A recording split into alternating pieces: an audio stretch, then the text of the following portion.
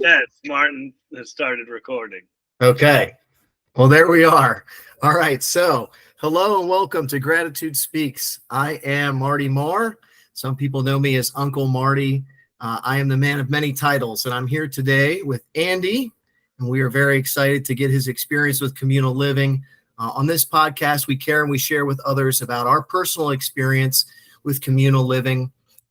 We are sort of brought to you by Gratitude Foundation. And I say sort of because this is our very first episode. Andy is friendly enough to help me work through the kinks.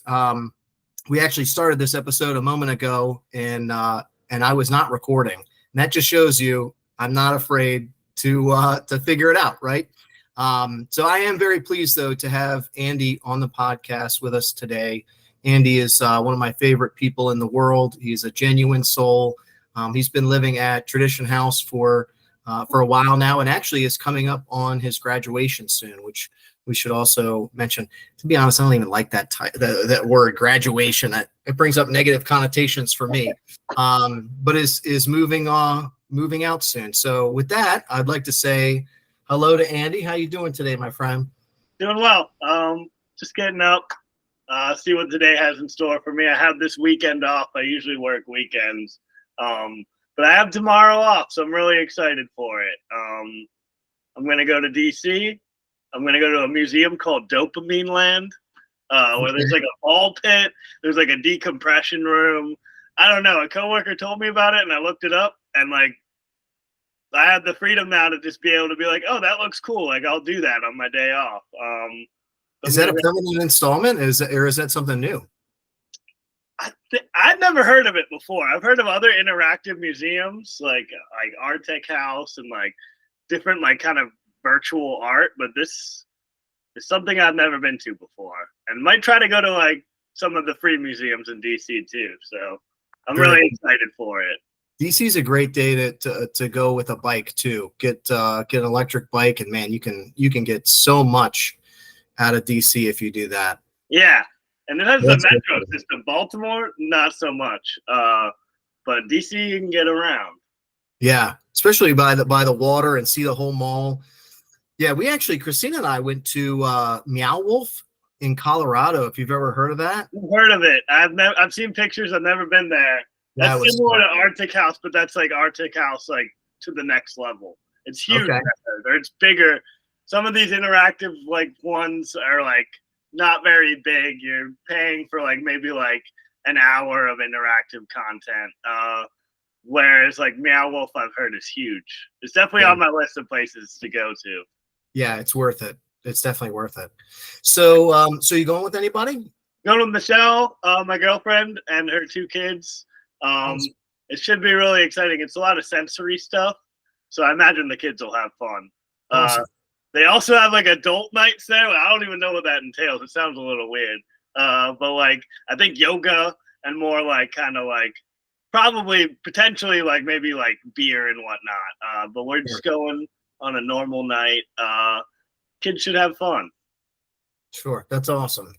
All right. So let me ask you a couple of questions, honing into, the communal living and the recovery house living aspect. I was curious of how you felt about moving in before you did. And I know you had some previous experience with another recovery house, and maybe you can kind of give us the rundown on what that was like, but especially like before because you've had a good experience, at least from my perspective. You've had a good experience being in the house that you're in now. You're not moving out for any negative reason. It's just because your life has gotten bigger. So maybe rewind us back and kind of give us that experience on what it was like, and if you were nervous or what you thought about moving in.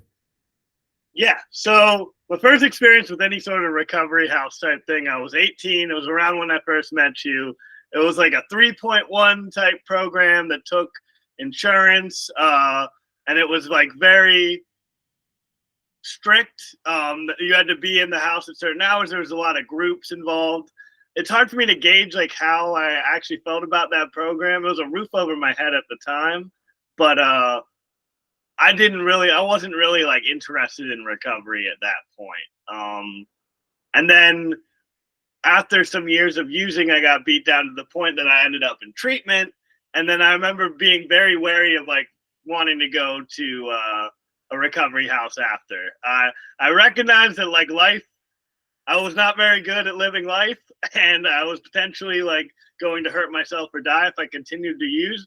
But I was like wary of taking the suggestion that everyone was giving me, because it seemed like it was like really getting pushed on me, and I was really scared to share a room. That was what the limiting factor was. I didn't want to share a room. I had this pride where I thought I was being ripped off if I paid full price for half a room. And then the people at the treatment center kept hitting me with, well, what's the price on your life? Or like, what's the price on recovery? That's really what it boils down to. Like, are you willing to pay some to save your life? There ended up being a place, one room at a recovery house that like you were familiar with. And my brother had lived in. You can say the name. It's okay. Donnelly House in Columbia, and it ended up there was one room there, and it felt like all the stars were aligning. Yeah, I mean, I'm really glad I'm really glad I moved there, because it got that like I didn't have to share a room, so I couldn't fixate on that. And at that point, it was amazing. Did you get the tiny starter room? Yeah, me too. And I remember going out to eat with my dad and basically complaining to him about it, to the point that my dad got a little frustrated, because he's been around recovery. So he's just saying recovery cliches at me without being in recovery. He's just like, well, one day at a time. And I'm like, I need to start working my second job so I can save up and I can move out of here and I don't have to live in this tiny room. And it was like a disaster for me at the time. But like, I like started to go to meetings in the Columbia area. I got my car back, and I like got like really involved in it. And at first, I felt a little awkward, but then I started to like run into some people that I knew before. I ran into you, and like things started to like become more home to me, like in the rooms. So like one thing I've heard about other recovery houses is apparently abstinence isn't always the norm. Like sometimes there's people using inside of the house. So the good thing about my time at Donnelly is there was some persons getting kicked out, but like the norm was abstinence.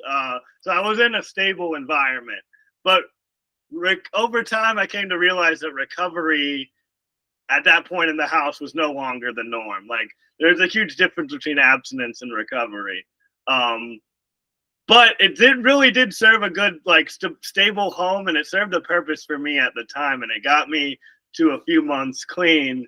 And like through that time, I like got a home group, I got a sponsor, and I started going to meetings regularly. And it was really close to the Serenity Center.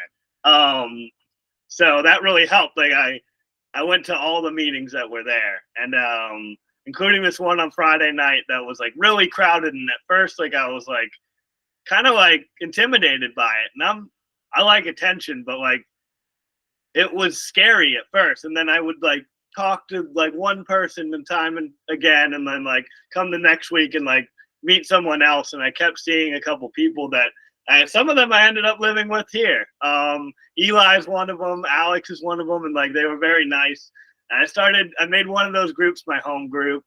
And I saw you at the Friday night meeting, and I remember you were sharing, and you were like, wait, Andy's here. And I don't think anyone really knew me at the time, but they were just like, Martin knows Andy. And like, I wasn't like mad about it. I was like, it was cool. Like seeing somebody 10 years earlier and then seeing how their life had progressed since, like that was like the proof in the pudding for me. Like I have a brother in recovery, but for some reason I couldn't use him as an example of like the proof. I like, even though it's like literally same genetics, like if it can work for my brother, it could work for me. But at the time, I needed somebody else. And you started inviting me over to Tradition House. The first time was a July 4th party, and I remember it was really powerful. There was like a sparkler type thing for if you lit a sparkler if you'd lost somebody. And at the time, I could think of like one or two people that I'd lost that I'd like went to college or high school with. But since then, that number has grown. And I remember being like, dang, I'm really grateful that I'm not a sparkler, that I'm not just like somebody's memory, and that I'm not dead. And I had a good time that night, even though I felt a little awkward still. And like I interacted with a few people and had like a good couple conversations. I remember talking to Dave near the fire pit about Magic the Gathering for a good bit of time. And like, yeah, people were just like nice. And then the fireworks were amazing. One went off too early and like almost hit me. And like, yeah, those sparks flew by me. And I was like, all right, I really am not like nothing like almost dying to feel like alive. Not that I would have died, but it was a little sketchy. Yeah, that's coming up again soon. We'll have our sketchy fireworks again this year. So then I like asked you if you would be my sponsor or like lead me to someone who did, and you chose like the perfect person. And I had seen him maybe, but I hadn't called him at the time. So I hadn't talked to him. So when I called him, I was a little intimidated. That's a common trend of me being a little scared to do something that I have to do. And then afterwards, it doesn't feel as scary anymore. For sure. So I called him and he was basically just like, yes, and we have a lot in common. And we just started getting to work, and he started inviting me over to stuff that was happening at Tradition House. And I remember like laughing as Eli like sang some song on the guitar and was like making up the lyrics. And it was just fun. Like it was games and it was fun and it was like community. And I like kind of like, I really liked it. So when you were in college, did you live in the dorms? Did you live in communal living when you were at college? Yes. For the first year, I lived in a dorm, and then I moved off campus. I still shared a room at that point for my first year off campus to save some money. Then I moved like into houses instead of apartments, and got my own. So you were kind of used to having roommates and sharing space with people. So I never went to college, and I don't really know how the dorm life is, but I can only imagine if I went to college, how crazy how much worse it would have been for me because of the influence of that just being, part of the college life. Is that how it was for you, or was it that you had responsible roommates, or did you actually? I mean, I can imagine you were still probably really good in school even with using. It started out like when I was living in the dorm, I was just coming out of, I'd been living in that recovery house, and then I was 18, and then I went to court, and I didn't get any sort of, I think I got like unsupervised probation essentially, so I wasn't getting piss tested, so it didn't take very long for me to start using again. But like things didn't instantly, they hadn't at that point gotten to like a level of badness because I hadn't really started to be out on my own. At first, school was still a priority, but over time, like using became more of a priority than school. And then I started gravitating away from like assigned roommates or roommates that I had like shared interests in that weren't drugs, like musician friends or like I don't know, just like schoolmates. I started to literally, I remember I moved in with somebody that I bought Coke from because I was like, I can't find a roommate. And he was like, me neither. And we were like, this is a good idea. And like that made things a lot more accessible. And that like really made things take off a little. But there were times before that it was very wavy with its like unmanageability. There were like peaks, and then I would tighten up a bit, and then I would basically how studying worked is I would like cram instead of like consistently putting in work. A test or like a paper would come up, and I would just like lock myself in a room, maybe like take some Adderall and just like not sleep and just like do it all at once the night before. And I like just wanted to get through it. I lost any interest in anything, any like actual learning, which is crazy. This is kind of a different topic, but like now I'm back in school and I like want to learn now. And it's like, yeah, I'm not taking a full-time schedule, but like it's easier now, and I'm like, but I'm also like more serious about it than I was at the time. It's hard to describe that too, how like I feel like I hated school. And then once I got clean, I just have this hunger for knowledge. Like it's one of the most fulfilling things in my life is to always be learning new stuff. Yeah. I'm curious too, because you don't have any required urinalysis, or you don't have any, charges hanging over your head. So do you remember, was there like a turning point for you where you actually decided to take your own recovery seriously, or, are you just kind of holding out till you move out of the house to start using again? Like what happened that things are so drastically different now? It really just boils down to like the defeat that I felt before going to treatment, just the misery of like the final couple months or year or two using. I know that's a broad range, but like I got involved in some like patterns and drugs that I didn't really like thought I would ever use, and they kicked my ass. Like, and they like really destroyed the illusion of manageability. But like by putting those down and like staying serious about that, and knowing that like if I get back into that, like my life, I could die or go back to that misery. I was able to realize that the other ones that were more like not lethal type of drugs, or like more like common, those were the ones that were really making me depressed and like holding me back from being who I wanted to be. I never felt more motivated and like consistent than I have right now. Yeah, tell us some of the things that you like to do. I know you can play the harp, and harp's not there. It's right there. I need to play it more. But I'm getting better about not beating myself up for like not being able to do everything. But I like going to the gym. I really like music. I went to a concert last night. I really like live music, and that's something I've been able to rediscover clean. And I'm not always able to reach like a kind of like live in the moment Zen state where I'm not like people watching or like I don't know, in my head while at the concert, but like the times that I have make it worth it. There's times where I've been able to like completely let the music like take over my body, and I love to dance. And like a thing that's pretty common is people will be like, I want what he's having, or they're like, what drugs are you on? I'm like, dude, the music. And like that's pretty awesome that people think that I like must be on some sort of substance to like dance and feel the way that I do. Yeah, you're on another level of freedom. Yeah. And sure.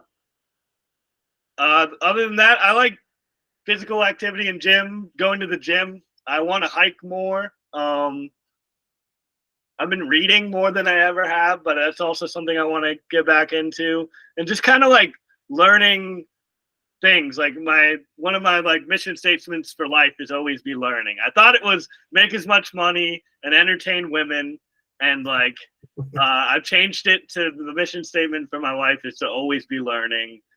I aim to improve, but don't beat myself up when I fall short, and like laugh a little. And you found a good woman, so you're gonna hang on to her. So yeah, that kind of checks that box. She's awesome. Yeah, the learning part is like really important to me. Like, and step work and kind of like just like recovery, like self-awareness is like learning about myself, because I'm gonna have to live with me and my thoughts and like how I like perceive things, my perceptions. What step are you working on right now? I'm on 8. Nice. So yeah, I'm writing about a lot of things, and a lot of it is like, yeah, this is pretty minor. Like, I don't know if I really owe an amend for this. Like, it's like, dang, I stopped hanging out with this guy in middle school in high school, that we were friends in middle school because smoking weed was more important. But like, yeah, I'll write it anyway. And like, am I gonna go to my cousin and tell him that I was getting high in the bathroom at his wedding or something like that? Probably, maybe. I don't know. Doesn't matter. That's step 9. Doesn't matter. You put it down. You put it on the list.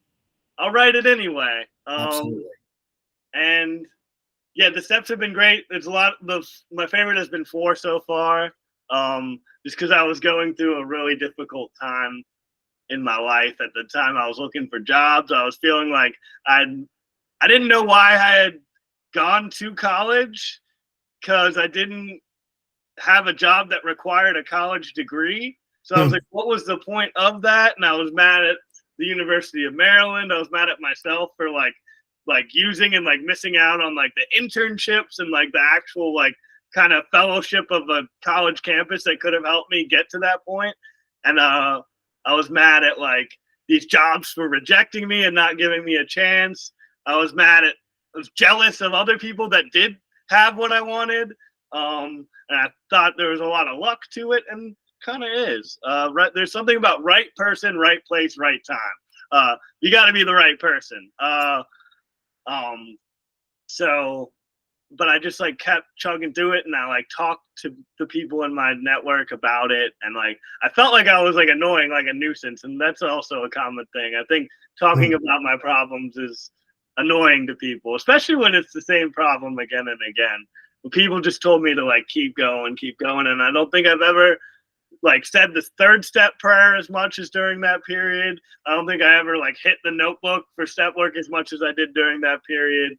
And like I really just like leaned into it. And it's a great time to write when you're actually going through something. Yeah. I like to say, if you're gonna wait for a star aligning moment to like do something that's gonna better yourself, you're never gonna find that moment. Like you just gotta do it. You gotta make that moment. So like if I wanted to wait till I felt good to like start putting in work, I would have maybe never felt good.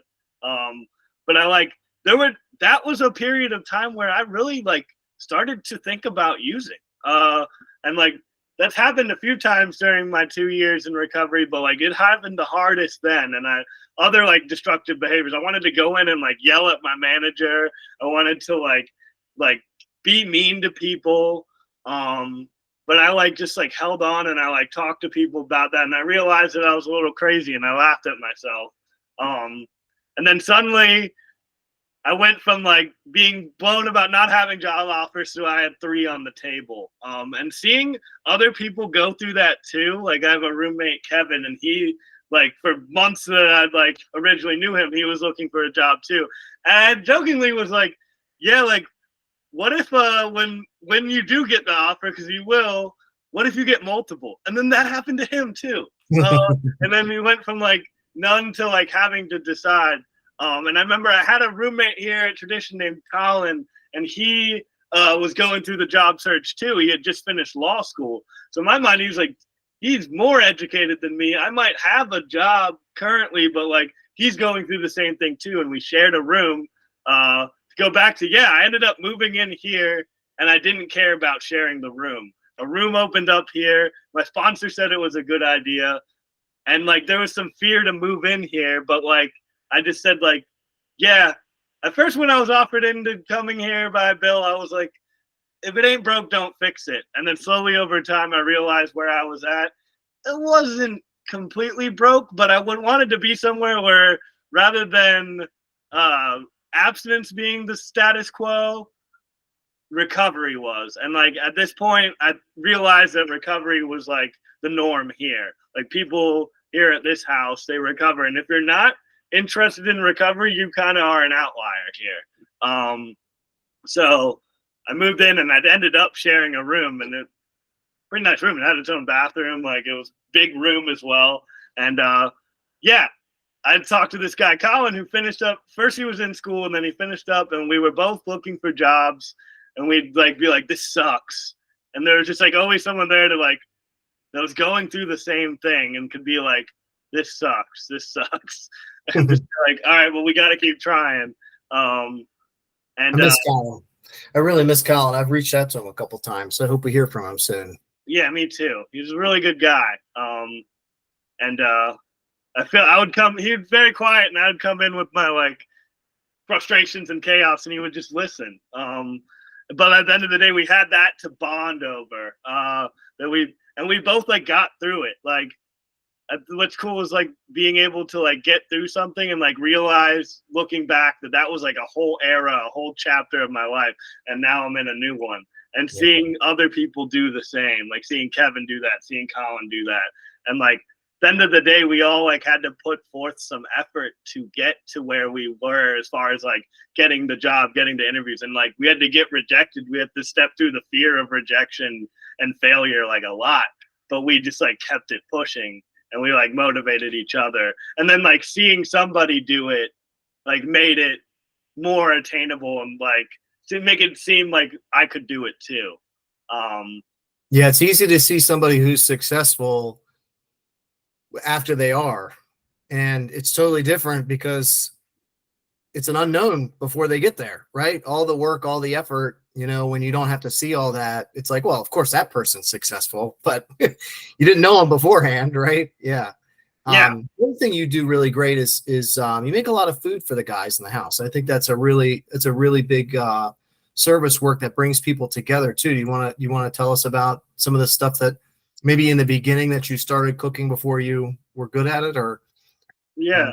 It started a bit at Donnelly House. They had a crock pot. Well, we go back to using Andy days. I lived off of McDonald's, like ramen and like canned soup. And I'm not saying I'm above that. I will eat those on occasion, but like that was my diet. And I at that time hated myself. And I like hated life, and I did not have much energy. So for some reason, if you eat McDonald's regularly, it doesn't seem to affect you the same way as if you haven't had it for a while and then you eat it. I don't know about you, that the last time I ate it, I felt almost drunk. Like I felt like something had happened in my body, and it was like either like the extra sugar or salts or whatever it was, but I kind of felt like I was drunk. And a lot of times I just feel like really like heavy and tired. And I told Bill that one time, and Bill said, yeah, that's the best. That's what I love about it. Yeah, no, it hits your body in a different way than like a full meal. And beyond that, like what hit me the most as I was getting clean is I wasn't making too much at my job, and I really got really into like I want to work towards these financial goals, and it seemed like eating out all the time was getting in the way of that. And like I was lifting a lot more than I was at this time. I was going to the gym like 5-6 times a week, so I really wanted to control my nutrition intake and get a certain amount of protein without spending all of my money. So I started watching these meal prep videos on YouTube, and I started to like just get a little excited about it. And there was this crock pot at Donnelly House, and I ended up just continuing to like try new things. At first it started with chili, and when I moved here I was still in chili mode, and every once in a while I'll make chili. I think I'm due to make chili again because it's nice and easy. It's got a lot of like nutrients, and then it's also like you can make a giant pot of it. And I realized like with that crock pot I could feed a few roommates and still have leftovers to eat for the next few days, and like all for under $50, like maybe sometimes like well below that. So I started with that, and like there's more roommates here, and then I made a big pot, so I started making more at once, and like people liked it. And like I noticed a lot of people eat out a lot in recovery houses in general, whether it's like time, it's like scared to try new things. It's a lot of things, but I like once it's done and like people are eating it, like it provides me some sort of satisfaction.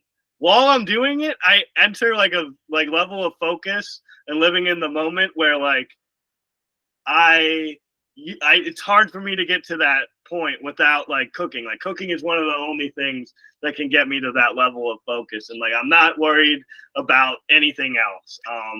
And sometimes it's a little stressful when I'm juggling too many cooking tasks at once. I appreciate you saying that though, because that's actually that was part of the reason why I started cooking when I was at the Donnelly House too. Somebody actually told me, he specifically said, you know, part of a using addict is the ritualistic nature of it. It's that you're doing something and you're getting an immediate result. You need some way to fulfill that. And he suggested cooking. And I'm like, well, I don't know how to cook anything, right? So I started with just a few things. And I'm glad you said that, because there is something that is really zen about the ritual of making the food, preparing it, being in it, right? Being in that zone of focusing on, and then you get an immediate result. You get to actually have the benefit of enjoying it afterwards. But yeah, sharing that with other people, there's something very special, especially it's very natural too, right? Like sharing food with other people is one of the most natural things that we can do. And I don't think a lot of guys do get out of their comfort zone. A lot of guys, well, not even a comfort zone thing. It's just that they never learned that skill or had a reason to learn that skill, especially if you're using when you're kind of like coming out of your teenage years or into your 20s, when you would start feeding yourself primarily. Most of us that are in addiction just kind of skip that. And I don't know, for me, it was like I just got all my calories drinking. Yeah. Pretty much all of my calories were from alcohol. So yeah, I love that you do that. And you know what, you reminded me of something else that you said that I really liked, and maybe you can remember the exact wording of it, but you were talking about when you're trying to save money is when you feel the most poor. And when you're trying, do you remember that saying? How did you say it? Yeah, I think I reposted it on Facebook or something. I definitely didn't think that up. I don't have the most original thoughts, but it's like, oh dang, it's essentially that to try to get to something else, you have to act like the opposite extreme. If you want to get stronger, you have to feel pain. If you want to get some financial stability, you have to act like you're poor. And there was something on the wall in Donnelly House. It was like a 10 Commandments or something, but not religious. And the first one was I hit the lottery by being born in America. And I'm like, okay, whatever. Kind of true. But let me read the rest. And one of them was like debt or credit is disgusting. I will eat soup gladly to get to where I want to be financially. Instead of eating steak that I can't afford. And yeah, I'm not very bougie about what type of ingredients I got. And I also got into this kind of obsession of saving money on the groceries. Where can I get the cheapest groceries? That's just another way of tickling the drug using type of brain, where it's I would find the best, cheapest stuff I could, the best value stuff I can. And that's just a skill I developed over time. I'd go far and wide and talk to people. Yeah,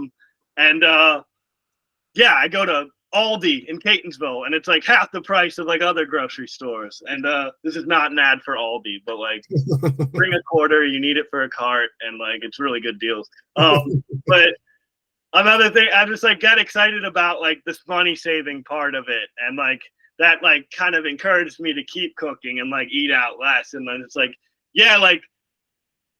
it feels like I'm penny pinching and poor at the time, but it makes me happy because I'm working towards a goal. That's an Arnold Schwarzenegger quote. He said, "Arnold, why are you so happy?" Because I'm working towards a goal. Every rep I do is working closer and closer to a goal. So every penny I save, it's a post-tax penny. So it's I actually worked for 2 pennies to get this penny. So I'm gonna be excited about saving it, and through doing that, I have become financially stable, and I'm being able to work towards some things that I thought wouldn't be possible. And it all started from when I was making significantly less money. I developed these patterns that have allowed me, as I've increased my earnings, to actually spend less or the same, and really start putting more away. And then now I don't have to worry about if my car breaks down, it's taken care of. If I lose my job, I have a couple months of rent put away. I have that safety net that I've heard people talk about for the longest time. And there's a lot of peace of mind. There's another level of freedom that comes with knowing that you're not I think with life in general, there's a low level of anxiety that we all have. Yeah. Right. But to take away some of that with just a little bit of savings makes a big difference. But you're also wearing some shoes, or you were the other day, that you got from playing some really interesting games. Yeah, I find creative ways to save and get money. So would you call that like a guilty pleasure? Because I sort of think about it like we have these superpowers, right, that we brought over with us from our addiction. And that's sort of what it sounded like you were describing, right? You know, learning to be savvy and making do with very little. And, you know, if we take that superpower and we apply it to good, or, you know, apply our powers to good, amazing things start to happen. Would you call that like a guilty pleasure, though, what you're doing with the logging in and building up credits? And if you want to tell us about that, that'd be great. Yeah. It's called counter gambling. And I don't endorse it, especially if you have like. Did you coin that term? Where did that come from? No, it's from a YouTube video that told me about all this. Amongst my next thing that I'll talk about too. So like I find things like that and people that are doing the same thing as me and like are interested in money saving hacks. And I just kind of give it a try. Some people do like surveys online. This one is I log into, like, they're called social casinos, but they're online casinos, and they know what they're doing. They want you to get hooked in gambling and kind of deposit your own money. But to do that, they'll give you a free $1 by logging in every day. So I have 7 different ones that I log into every day. Some of them I've got like 100-day streak on, which I wish I had a 100-day streak on step work. If I can log into this and do it, I like to make things bite-sized like that. And it takes like 10 seconds, and they give you a free $1, which doesn't sound like a lot. But how much assets you would need to get like $7 a day in income and would be a good amount of money. So $7 a day over the course of a year is like $2,000. So I log in, and then sometimes they'll pay you out in gift cards. So I got some shoes with it.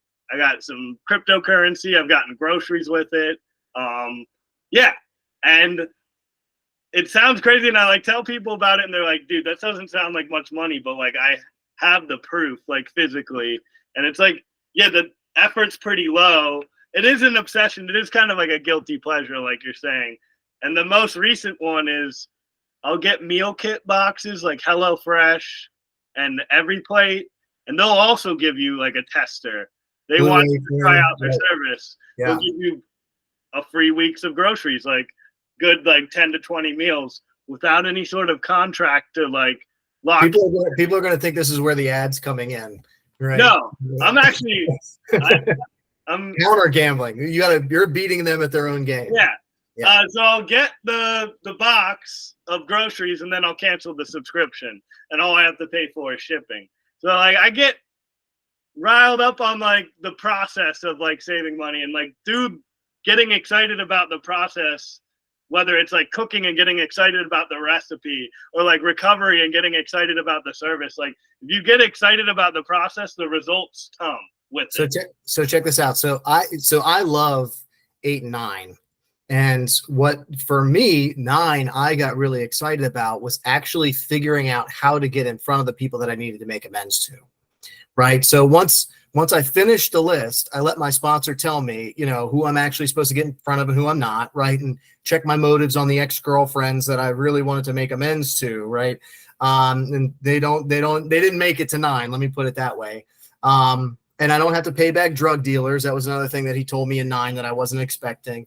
But then, you know, for the people that were on my list, I found it a challenge. Like, how do you get in front of somebody that you haven't seen or don't have an ongoing relationship for this long and not tell them on the phone, I want to meet with you to make amends? Yeah. Well, my goal was, how do I get with this person? How do I actually get in front of them in person wherever possible, right? To get in front of them without telling them.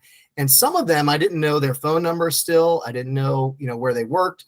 So I got into like detective mode, because I'm like, I'm going to get in front of all these people, and I wanted to wherever possible. And that was my whole thing. It's like, if there is an amend that can be made, I'm going to make it. Right. And I got really excited about that. For me, there's like, that's a really cool process to get excited about, and including the businesses like this, the businesses that I ripped off that I had to get creative with. And I was, you know, for a while there, I was a terrorist with golf balls. I was going around and collecting golf balls. Like I would fill my van up with milk crates and backpacks full of golf balls. And I just terrorized, cars and businesses and broke windows. And so figuring out creative ways to make those financial amends when there wasn't a person as well. There was a couple people that went with me to a restaurant, and this was a restaurant. I was minimum wage at the time, I think was $5.15 an hour, something like that. So I was a dishwasher and I was making $5.15 an hour. And what I figured out is that I could punch out, then punch back in and go home, and then come back the next day and punch out and punch back in and work my shift. So I was getting paid for these, huge gaps of time, and they never found out about it. So I took a bunch of people out to the restaurant, tipped the wait staff really well, and just figuring out creative ways to get through step 9 is really, really fun to me. But I'll give you that challenge. See if you can not tell them that your intention is to make amends. Yeah. Some of these people I haven't contacted in a good while, and it'll be a little challenging. Or just waiting for the right moment. But I've heard like sometimes the moment creates itself. That's very true. That's very true. Yeah. I had an experience where there was this girlfriend that I had in college, and I was just like all sorts of bad to her, and like we could list like all the things, but like I cheated, I was abusive, like physically and mentally. Like a lot of my like continued guilt like was from that, and I've like since started to forgive myself for it. But like that really propagated my using to like the next level. Is like I didn't like how I felt like from the guilt from that. And I had like a month or two clean, and I wanted to like write her a letter that I was sorry. And like she's like probably not like thinking about me. Like I'm not the center of the universe. Sometimes she's probably like, dang, that was a crazy time. But like I remember reaching out to her friend and asking if that would be a good idea. And luckily her friend was there as a buffer to be like, that is an awful idea. Do not send this letter.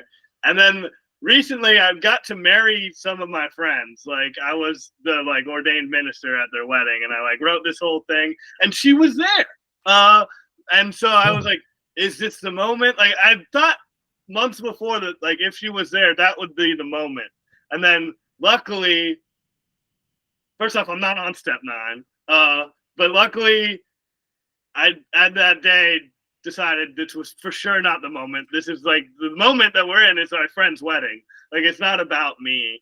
I like went up to her table to talk to other people, and like eventually like she came up and like said hi and how you doing, and we like kept it cordial.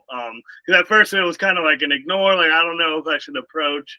But like we like took a picture together with all of our friends, all our old friends and whatnot, and it was like pretty cathartic. Because like I had built it up that I was gonna have this big dramatic moment and like make these amends, and I was like, I probably won't like be in a room with her again like in the foreseeable future, but like the fact that you are different, you're not that person anymore. Yeah, is enough. Yeah. And we had a mutual friend that's like we got clean for a little while, and like I was like involved with his recovery too, and he's like since fallen off, and it's like really hard to see. But like she's probably like seen through him that like I've changed my ways, and beyond that, like it doesn't matter if she's seen. I know. And like the best amend I can make to her, womankind, and myself is to just like not be that dirtbag again. Don't lie, like don't cheat. And just like, because that at the end of the day, that will really hurt me like it did last time. And like, I never want to be that person again, and I don't have to be. So let's close this out with maybe some of your hopes for the future that you want to share with us. Maybe a few things that are on your gratitude list currently. Sort of like what your bigger motivators are that are coming up in the future that you want to share with us, but especially, maybe a few things that are on your gratitude list currently. Gratitude. I'm really grateful to be like an active participant in my own life now, as well as like an active family member, an active like housemate, an active employee, rather than just passive or existing or just kind of like lackluster effort. Like I put effort into things. And also like the people around me, like I couldn't do things without them. Not my family, not my housemates. I'm really grateful for laughter as well. And when you like sent me this invite, there was something about like your favorite time here, and like it was so stupid, but like there's been a lot of laughter at the time. But like, not the question's not stupid, but the experience I'm about to bring up is like it's silly, it's like stupid.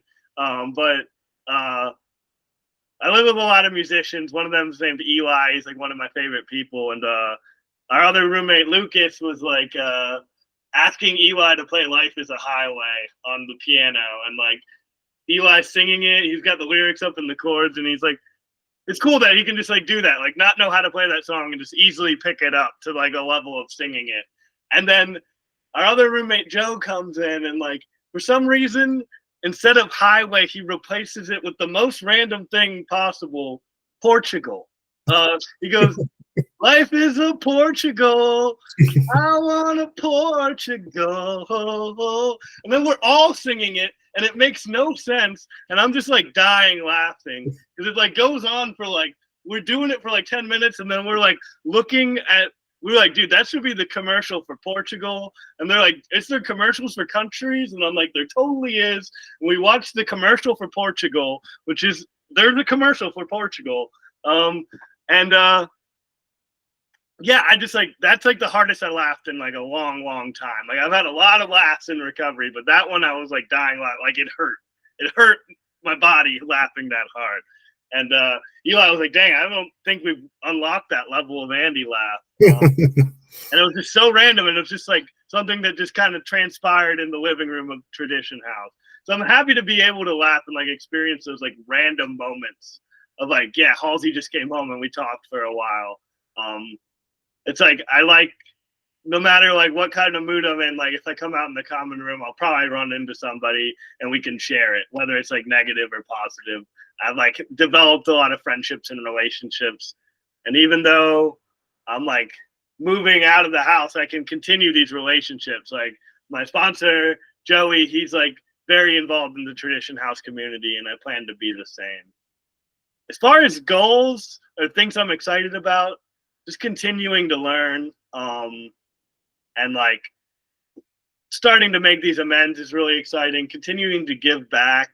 I'm like, I don't know, I'm like pressed to sponsor somebody, and it's probably like unhealthy, like how excited I am to do that. I don't know how to think about it, but the last two people that have asked me, I've said yes without necessarily my sponsor's like input on it.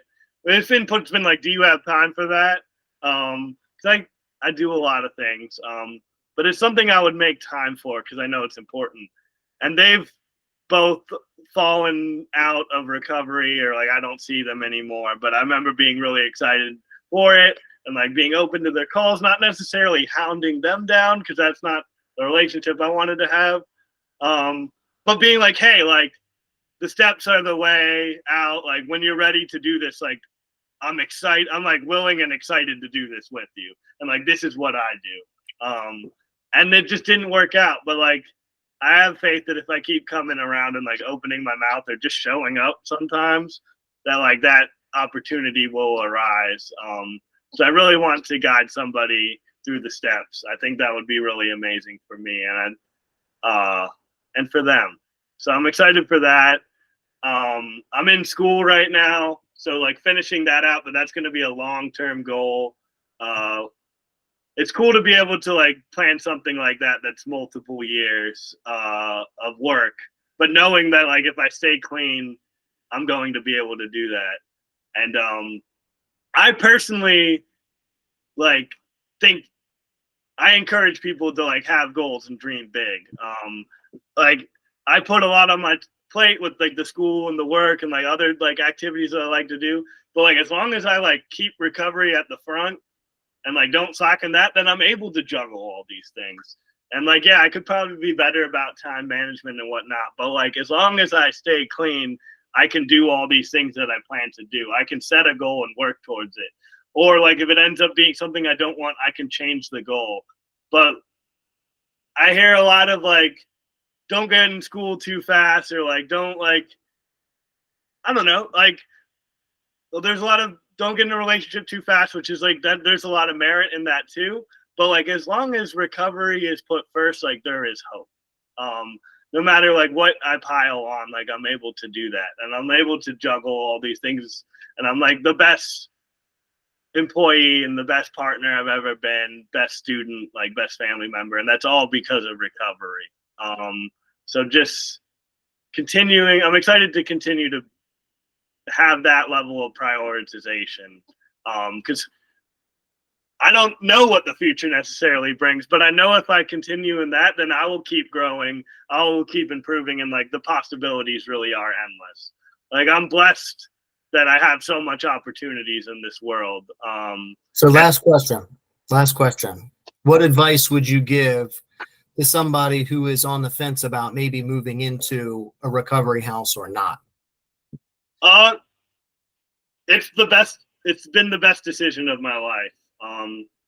And like I said, I can only speak from my experience, but like it was something that I was really apprehensive about myself.